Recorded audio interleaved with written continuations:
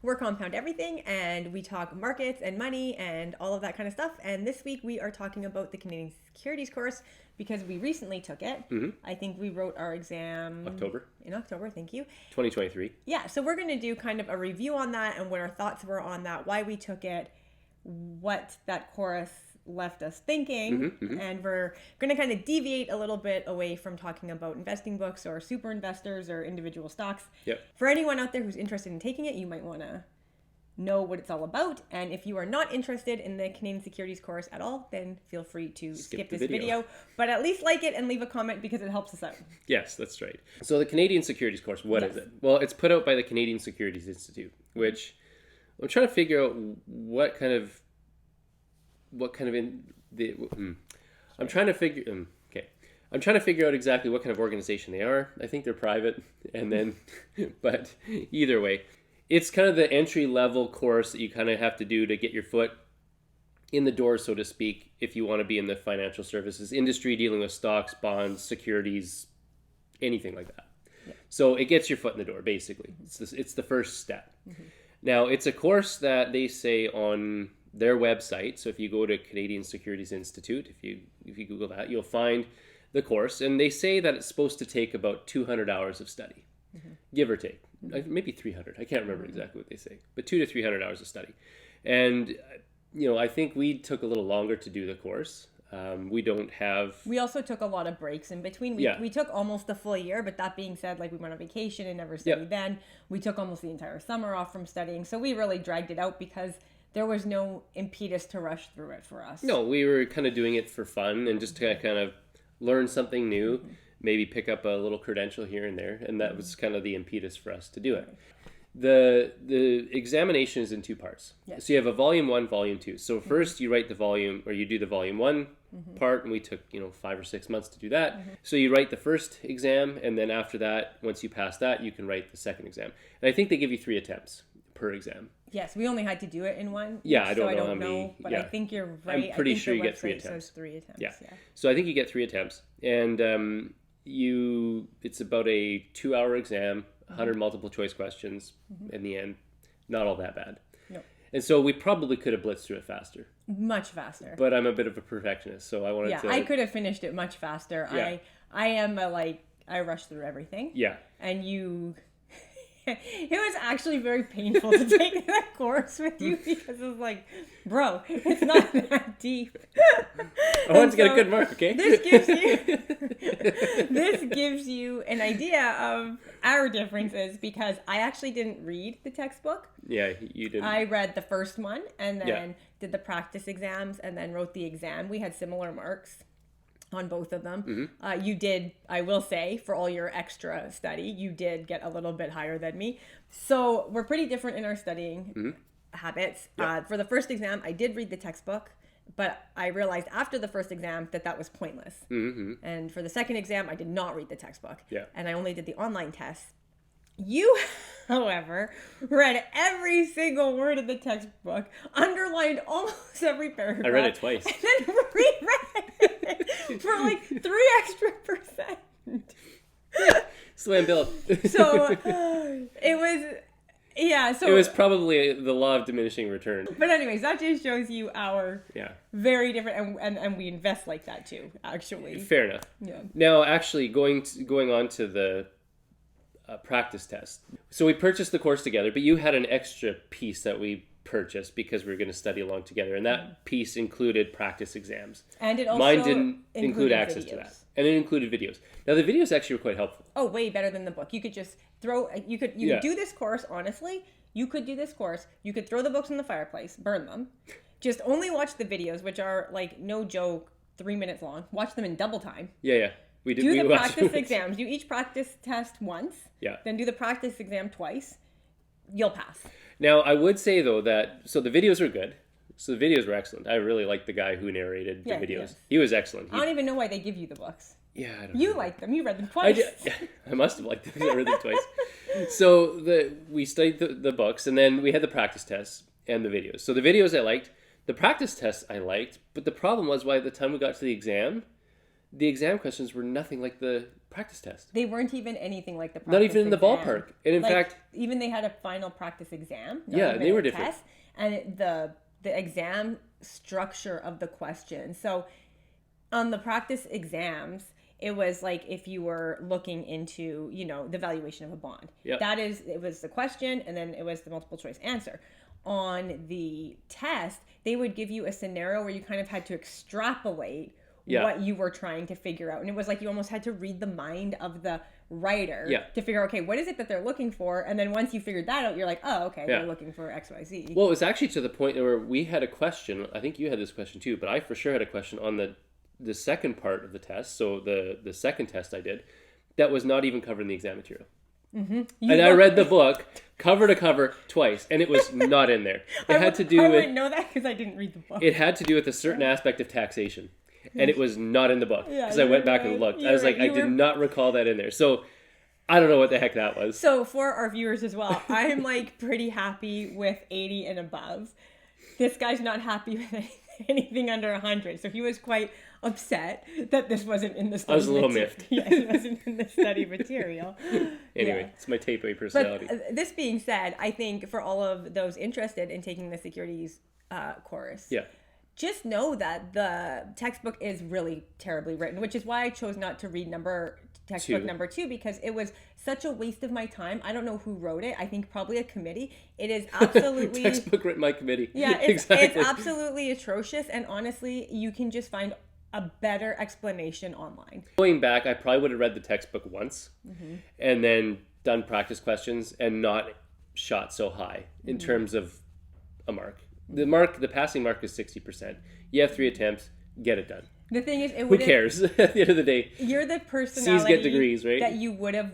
You would die if you didn't get honors. It's true. Like a part of your inner soul would die if you didn't get honors. That's who you are. That's why you're a doctor. That's why you do good at school. That is who you are. It would strike me down a little bit. And that's okay. And you know what? You've done well for yourself, so it's worked. Thank you. Yes. But yeah, I think the if I were to give some advice to anyone taking the course, I don't know what the honors designation gets you other than like a little subscript on the bottom of your diploma. Really not much else.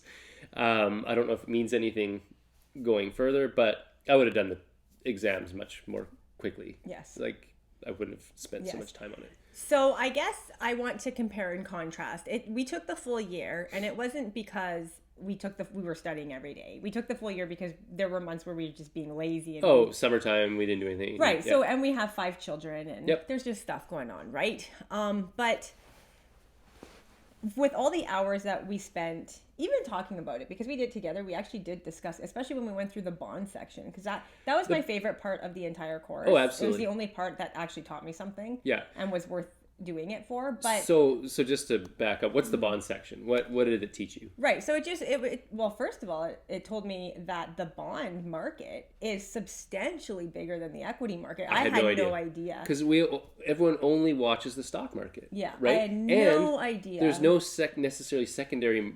Well, there's a secondary market for bonds, but it's not the same as like the stock market. Right. You can't access the bond market the same way as your kind of average retail investor. Yes. So from that standpoint, who knew? Right. So that was that small part of that was in volume 1. That was in the first. That was exam. in volume 1. Yeah. That don't want to say made it worth it, but that was at least I think it did. Interesting. And we've actually used that information now because we've paid for the course several times over because with our bond investments. Exactly. Yes, because of that taught us. Yes. So I think it is worth it. Okay. So fair enough. I feel like had I taken all those hours of time and really poured myself into anything, books like what we have behind us or listening to podcasts and lectures, I think that would have been time better spent than taking the Canadian Securities course, only because the majority of the course focuses on compliance. A lot of it does. And know your client, know your product. Right. And it's like, it didn't really teach me anything as an investor except the bond section. And the bond section actually gave us a launch pad because we actually started looking into bonds more and more. Yes. After that, to make sure like we knew what we were doing. But we just came to the realization that there must be a lot of money in bonds. I think so. If the market is that much bigger than the equity market. It's huge. And it's the industry's little secret. Yeah. They don't want retail in it. So we just hopped on that boat. And it's been really great for us. Yeah. The other thing too is just I guess it taught us a lot of terminology. Yeah, it did. Which was good. I mean, so going back to the bond section, what are debentures, what are convertible debentures? It explains all that. I think that it explains that quite well. Yes. I was quite content with the explanation there.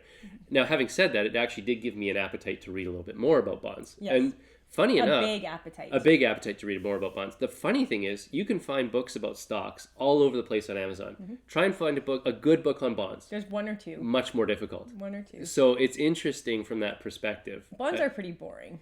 Oh, bonds are boring, no question, but they make you money. They do. So especially if you can find kind of... There's a reason why it's the bigger market. Oh yeah, no question. So I think if you're interested in bonds, probably a good reason to maybe take the course. The other thing it went through a lot of terminology as well, and I think, just even understanding what's a repo versus a reverse repo, some of the economic stuff I thought was quite well... Also in volume 1. I wouldn't say it was well taught.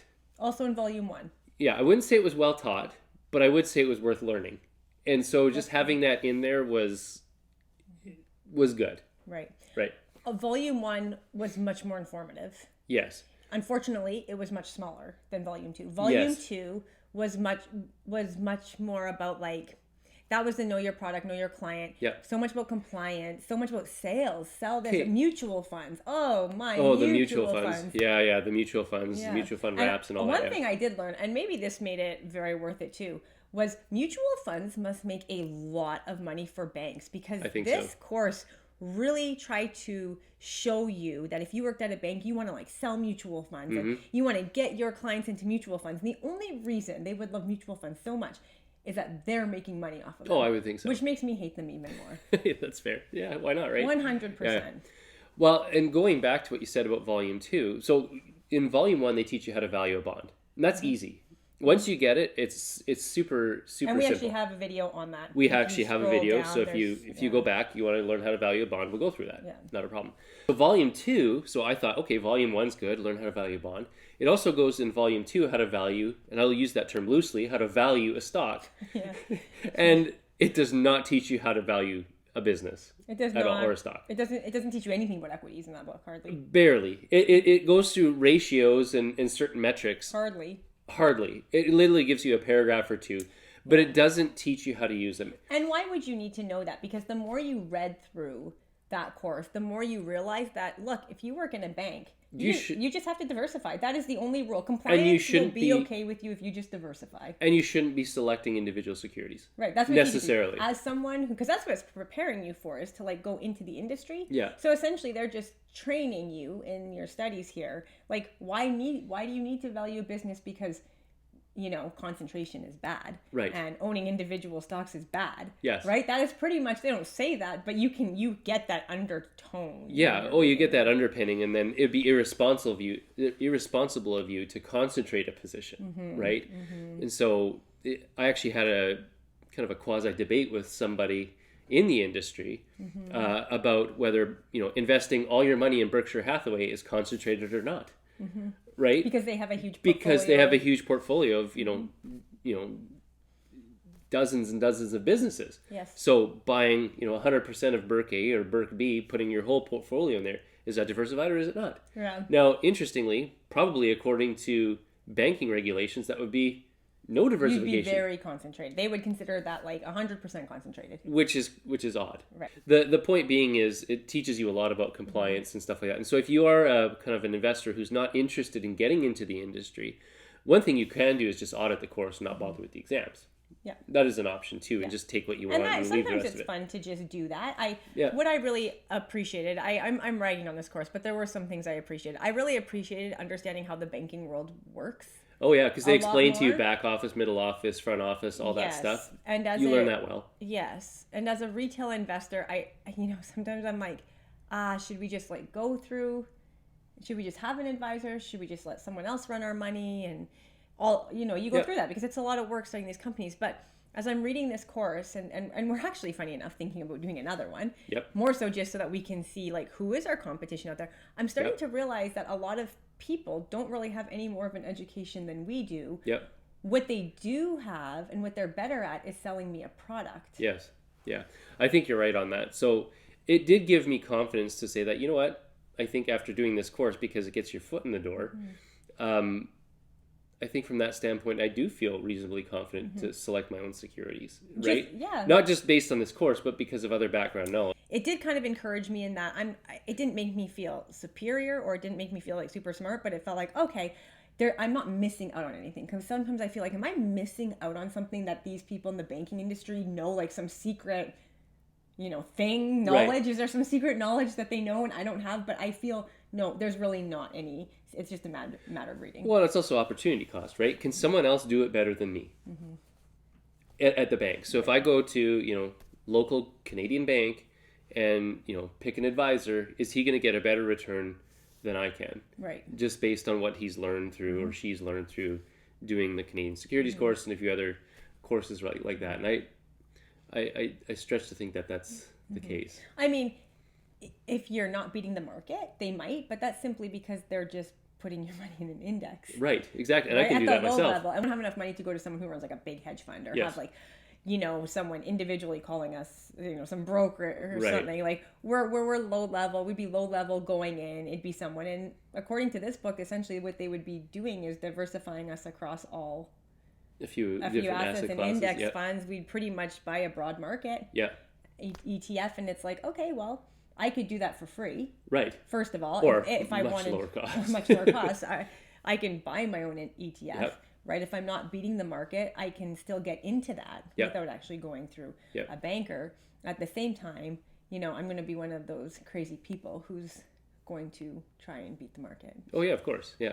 So I guess if you're wondering if you should take the Canadian Securities course, what I would say is it's not hard. It's not difficult. I feel like anyone who can read could understand what's in it. Yes. If you have no knowledge and you want to take it of the banking industry or the stock market or the bond market, it might be a little more difficult, but a quick Google search will help you out with that. If you have experience in that, it's going to be easy. You'll likely breeze through it. Yeah. So there's that. You have to take it. Like, it's kind of like the ground level entry if you want to work in the banking industry. And the banking industry takes the CSE pretty seriously, because we were told that if we take, I think it was one more course, like there's pretty much jobs lined up for us. Yeah. So, if you want to be in the banking industry, definitely take it. And I would say if you can read, you'll do fine. You'll do well. Now, one thing to note that I didn't know before taking this is that it expires. Yes. So the qualifications expire. I can't remember if it's 12 or I want to say 3 years. Is it 3 years? Okay. I'm pretty sure. Pretty sure. I talked to someone in the industry and they said it's 3 years. Okay. I wasn't sure, but I think overall the CSE, if you're interested in equities, securities, managing your own money, it's worth taking. I would say I learned enough about bonds and about equities and whatnot to at least have paid for the course. And then secondly, it did teach some terminology I was unfamiliar with.